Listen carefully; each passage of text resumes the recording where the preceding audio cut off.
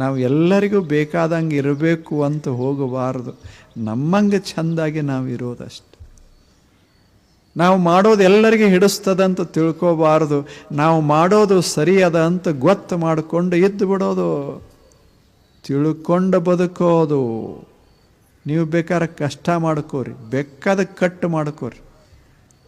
Commentary ಇಲ್ಲೇನು?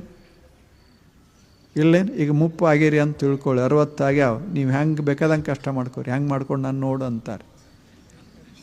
60 ಆಗ್ಯಾವ, ಏನಿಲ್ಲ ಹಿಂಗೆ ಹಿಕ್ಕೊಂಡಾನ ಅಂತಾರೆ, ಎಣ್ಣೆ ಹಚ್ಕೊಂಡಾನ ಅಂತಾರೆ. ಮತ್ತು ಹಂಗೆ ಬಿಟ್ಟರೆ ವಯಸ್ಸಾಗ್ಯಾವ ಗೊತ್ತೇ ಇಲ್ಲಂತ.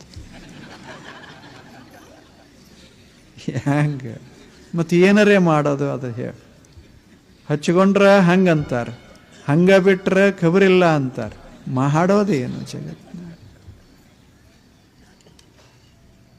ಅದಕ್ಕೆ ಯಾರ್ದೇನು ಕೇಳಬಾರ್ದು. ನಮಗೆ ಏನು ತಿಳಿತದ ನಾವು ಮಾಡೋದು, ಸ್ವಚ್ಛಾಗಿ ತಿಳಿದದ್ದು ಮಾಡೋದು. ಇನ್ನೊಬ್ಬರ ಕಡೆ ತಲೆ ಕಣ್ಣು ಕೊಡ್ದಂಗೆ ಮಾಡಿಬಿಡು, ತಾಪ್ ಮಾಡ್ಕೋಬಾರ್ದು.